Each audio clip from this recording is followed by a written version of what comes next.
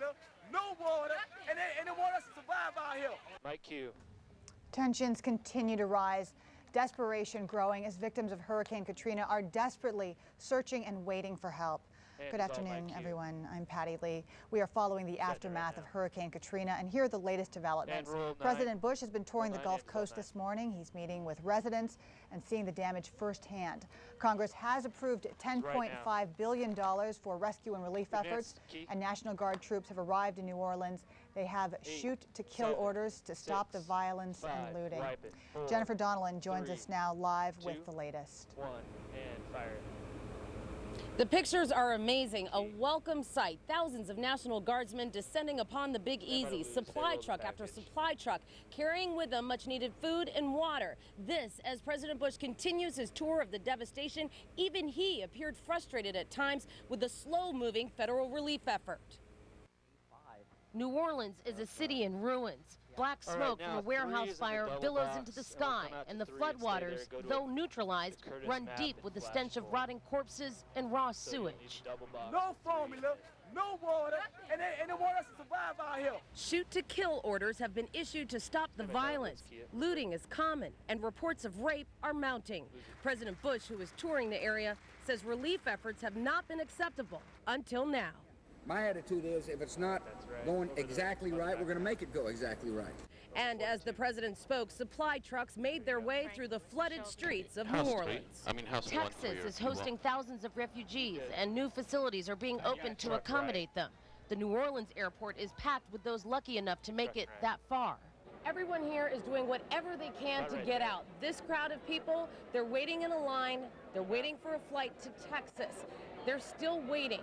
Evacuation helicopters are bringing in the injured and the elderly, but there's no telling how long they'll have to stay here. We are very old, very tired, very sick. In the next state, Mississippi is faring slightly better with recovery efforts. Water and ice are available, but the death toll there continues to rise. When all is said and done, we should have some 30,000 National Guard troops on the ground, in place and ready to go. I was at a shelter today and I spoke with an elderly woman. She said that if they didn't get help soon, she was scared that some of her friends would die. Reporting live in Kenner, Louisiana, I'm Jennifer Donnellan. Now back to you. Jennifer, thanks. Such horrible stories out there, and we sent our Curtis Ming out to the area to get a first-hand look at this damage.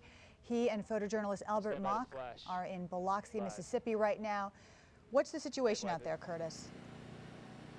Well, Patty, we arrived here in Biloxi just about an hour and a half ago, and you can see behind me the devastation here. We are just off the coast. Literally just behind the camera is the ocean.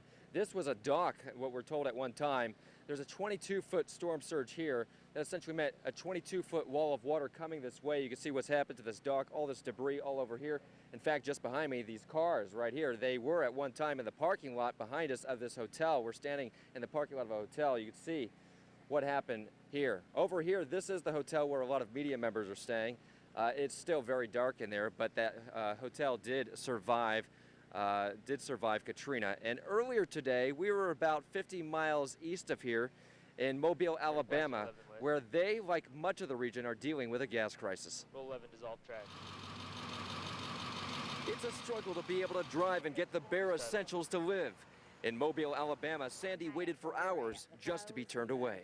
We got up at 5:30 this morning, and by the time we found any stations, they were lined up for miles and miles. By the time you sit in lines, you get up there, or before you get there, they cut the lines off, they're out of gas. Some stations charging as much as $3.30 for a gallon of gas with a $20 limit. This line is considered a short one. It runs about a half mile. Basically, you got to have patience to do just what you got to do. If you want some gas, it's just that serious out here right now, you know? Waiting in line sometimes for 3 or 4 hours gives some time to reflect on the storm. I live in a travel trailer, and I stayed in the travel trailer through it, and now I think how stupid I was. I look at homes that are down to debris, and I know I got my money's worth out of that trailer. And finally, a good feeling to be at the front, filling up containers, filling up the gas tank. That liquid gold, baby, got to have it, for real. I'll be all right for a day or so, then I'll be back in that line again. Back here live, people need that gas to survive. Right there, you're looking at the Gulf right there. This is how close we are. Right, We're right so we'll along the highway here, right in the parking lot of this hotel. Let's look over here, sheer devastation. You can see we have just boards up against this fence, and beyond that, if you could tell, there are just home after home destroyed back that way. Coming up tonight on CBS 13 News at 5 and 6, we're going to talk with people here in this area. You're going to hear from a 12-year-old girl who has a message for all the children in America. We're live in Biloxi, Mississippi. Curtis Ming, CBS 13 News. Curtis, thanks. You were in that gas line as well. You actually didn't pay that much for gas? Patty, I didn't copy what you said. Can you say that again? Can you tell us a little bit about your experience in the gas line? You were in that line. You didn't even think you were going to make it as well. Yeah, we weren't sure what was going to happen. We got a rental car. We were hoping that the rental car we got today in Mobile, Alabama would have would be full of gas, but unfortunately it was only about 2/3 of a tank, so we ran the risk of coming here into the hardest hit area here in Biloxi, Gulfport, that area, and running out of gas. So photojournalist Albert Mock and I talked about it. We decided it would be best for us to get in line, and it turned out we were only in line for about 30 minutes, and we got up there, we filled up the tank. We were also looking around for gas tanks, gas canisters. We went to Walmart, we went to Target, we went to Home Depot, we asked everywhere, all of them sold out. So we have filled up the car, and that's as far as we're going to be able to get is whatever we have in the car right now. Amazing how much you have to conserve. Now, you're a little bit away from Gulfport where you were the other day. It seems like a much better situation in Biloxi. How have you survived the evening? Did you find, obviously you found electricity, maybe a shower? No, not at all. In fact, we're just a couple of miles from Gulfport, but here, no, there's no electricity whatsoever. The devastation here is much more involving residents here along the coast. There are a lot of homes here along the coast. Where we were in Gulfport, there was pretty much an industrial area. We had a lot of commercial businesses, banks, casinos. Casinos, the lifeline here along the coast here of Mississippi. A lot of casinos. All that's gone. Their economy is destroyed, and there won't be any rebuilding. Okay, so just really quickly, so when you say the media is staying at this is a hotel without electricity? Absolutely, pitch dark in the hallways. You can't see in there.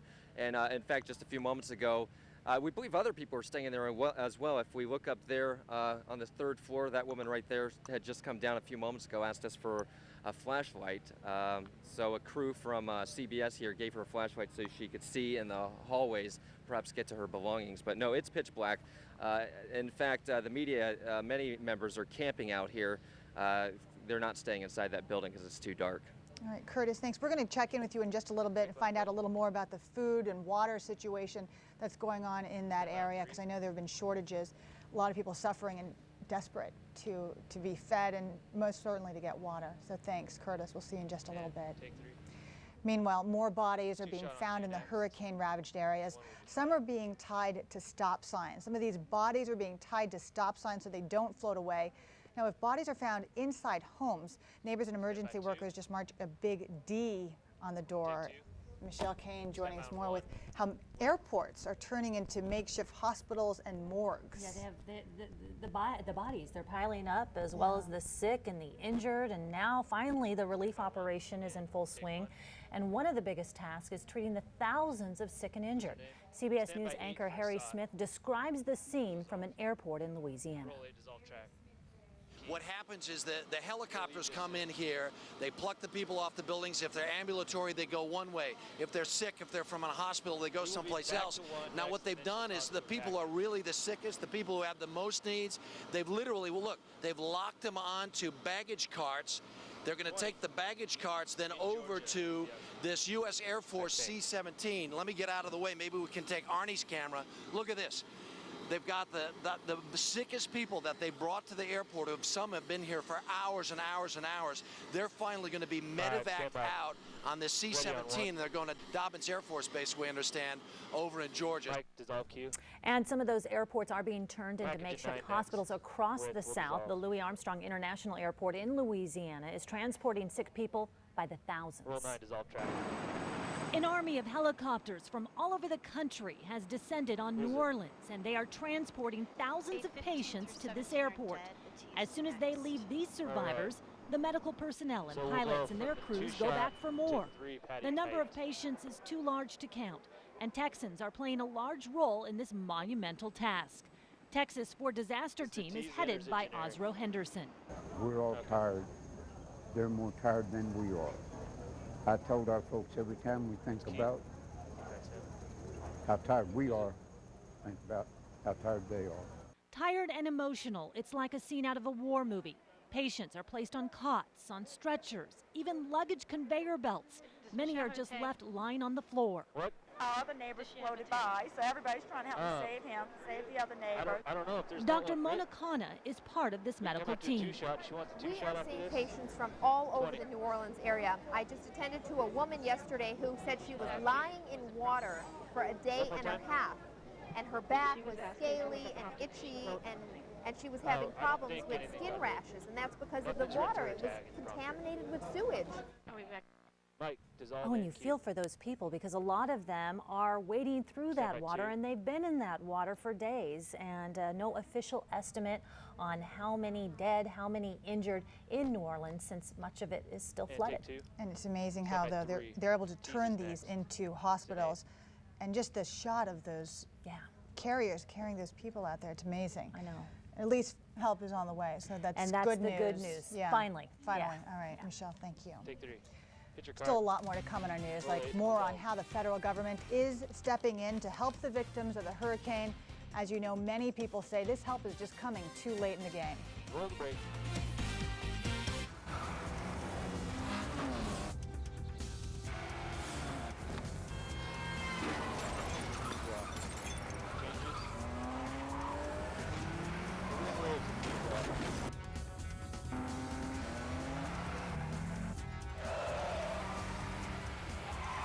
When the only thing that matters is absolute perfection. Marvin Windows and Doors. Visit the French Door Store on Alhambra Boulevard in Sacramento. Nobody can do what Maaco does. Maaco can repaint your entire car fast. In most cases, just a few days. Our economical ambassador paint service is only $249. Maaco delivers a quality paint service for less. How does Maaco do all this for as little as $249? Do you have a TRT Easy, on B2? because we Or did I paint get more it than up here? anyone, Probably did. and we can paint them for less. Yeah, I might have it right when it's here. time to paint Yeah, I your got it. car, make it easy, make it right, 10, make it stand by. Maaco. Short break. 8 off the top. This program brought to you by Rayleigh's Bel Air. Roll 8 up track. Don't tell me 40,000 people are coming here. Key. They're not here. It's too doggone late. Of this country. Now get off your asses and let's do something. And let's fix the biggest crisis in the history of this country. Q. That is the mayor of New Orleans on a tirade on a radio station. His frustration obvious over the lack of response from both the governor of Louisiana, he says, and the president of the United States. The president, meanwhile, is spending this Friday touring the storm-ravaged Gulf Coast. Louisiana is one of his planned stops. Stacey Case has details. Roll 9, take track. Before embarking on a day-long tour of America's Gulf Coast, President Bush acknowledged federal efforts so far have fallen short. The results are not acceptable. With images of people starving and dying amid escalating violence in New Orleans, the president vowed the federal government would move faster. But those assurances come amid growing frustration and mounting criticism. New Orleans mayor said in a radio interview the federal government has bungled the relief effort. I keep hearing that is coming. Okay. This is coming, that is coming. And my answer to that today is BS. Where is the beef? Mr. Bush's tour took him first to Mobile, Alabama. If there's problems, we're going to address the problems. And that's what I've come down to assure people. The visit also included a walking tour of Biloxi, Mississippi, and a flyover of the drowning city of New Orleans. To the Senate. Under the provisions Late of Thursday Rule 1, night, the Senate passed the president's $10.5 billion relief bill. There can be no more important challenge facing this body in the days ahead than providing relief to the victims of this catastrophe. The House takes up the measure today. This is the first of many bills Congress will consider in the coming months to keep aid flowing in. Stand by on 1 standard. Stacey Case, CBS News, Washington. Mike and take. With all these horrific pictures that we've been seeing, so many people want to help, and there are things you can do to help the hurricane victims. You can donate money to the Red Cross. That's at 1-800-HELP-NOW. If you want to volunteer your time or other things with the Red Cross, you can call 916-368-8888. 3131. Also, if you have friends or family trapped by the hurricane and you've been in contact with them and know where they are, please call the Coast Guard at 1-800-323-7233, and they will dispatch someone to rescue those victims. Still to come, we have more on Northern California residents who are doing their part to help the victims of the hurricane. We're going to have more on what they are doing and what you can do. We'll also take a look at our local weather forecast and our long weekend. Stay tuned. Grandkids, the best part of growing old. And you know, when seniors retire, there's no reason to give up your lifestyle or your home. So I've looked into those government-insured reverse mortgages, and there's one of them you really ought to check out. Senior Freedom Corp. Come on, kids, let's go get some ice cream. If you're 62 or older and you live in your own home, a government-insured reverse mortgage program may be the answer. Your senior lifestyle deserves senior freedom. Call Senior Freedom today. After those chyrons.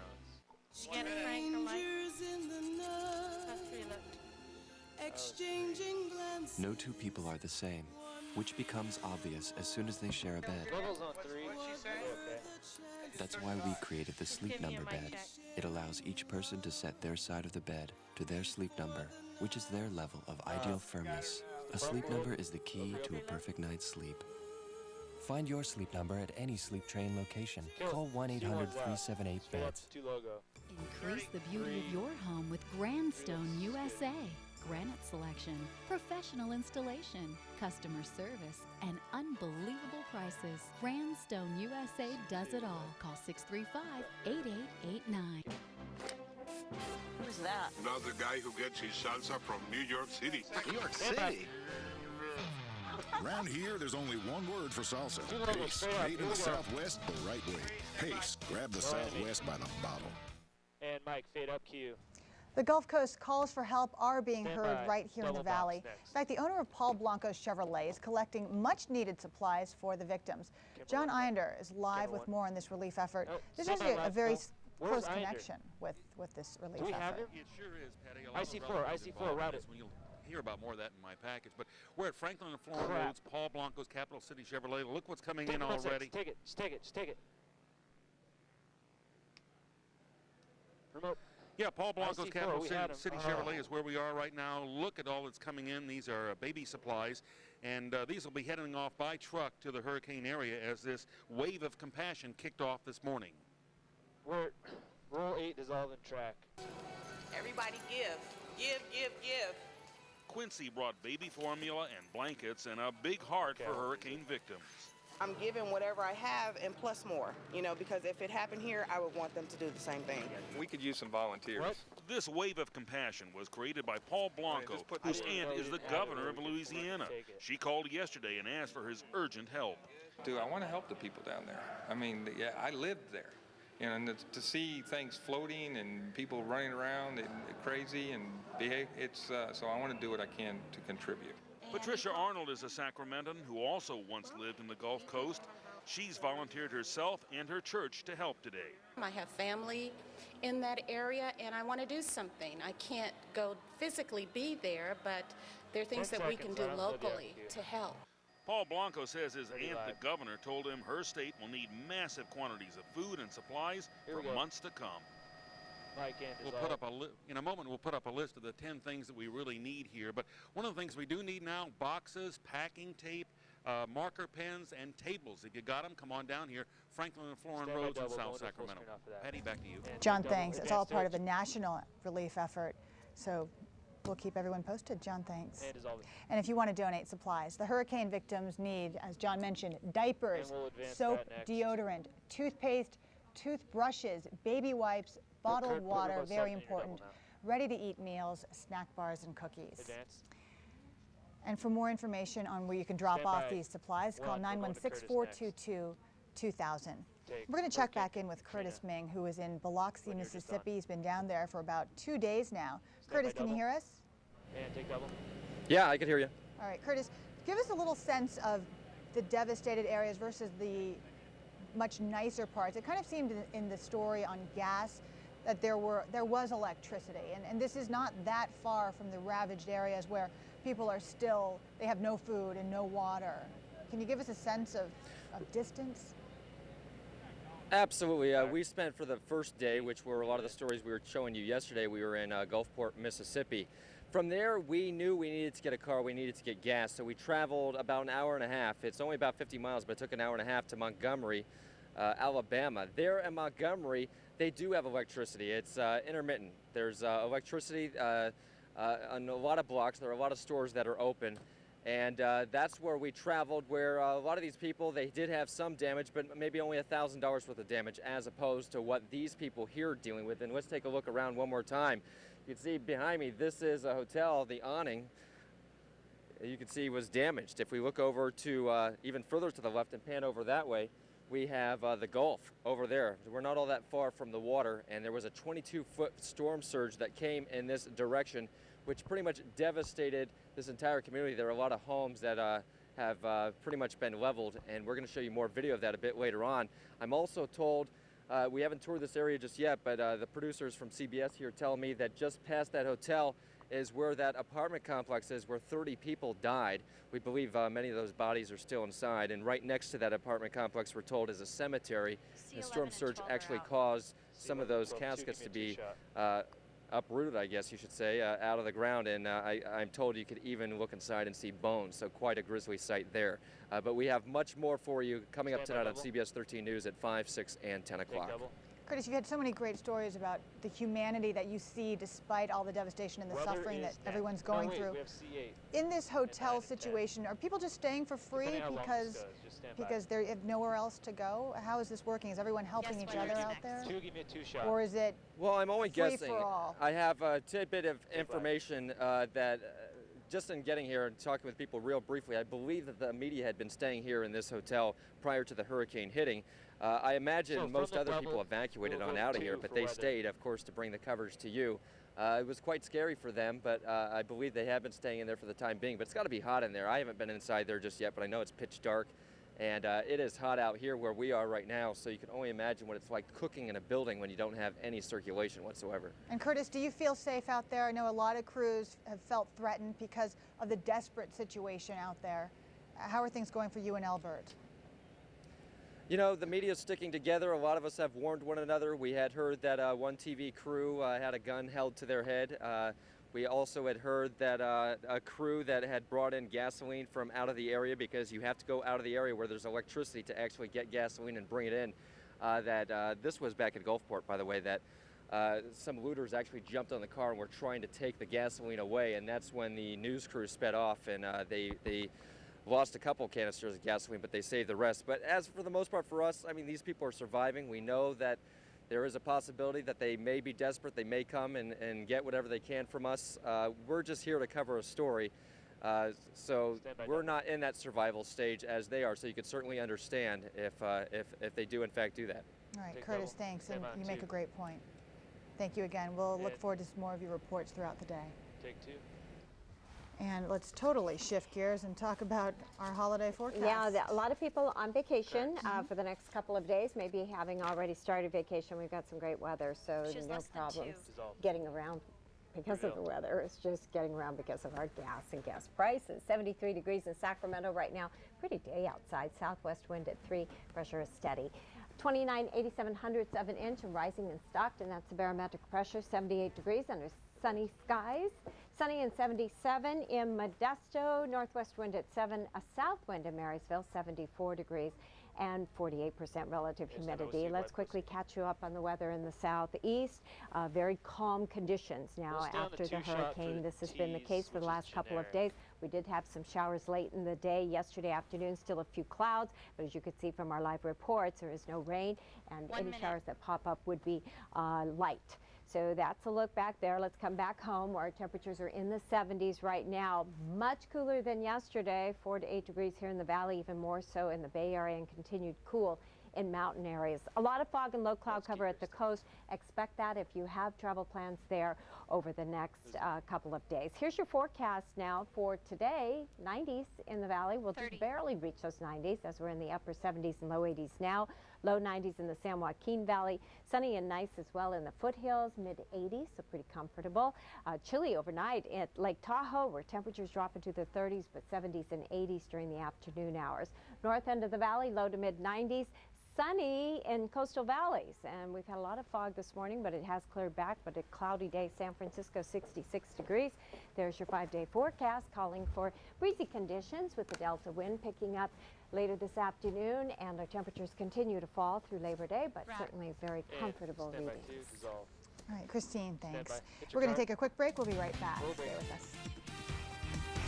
Hurry in to shop Macy's Labor Day sale. There's something for everyone. Find great savings throughout the store. Macy's, way to shop. It's going to be D1.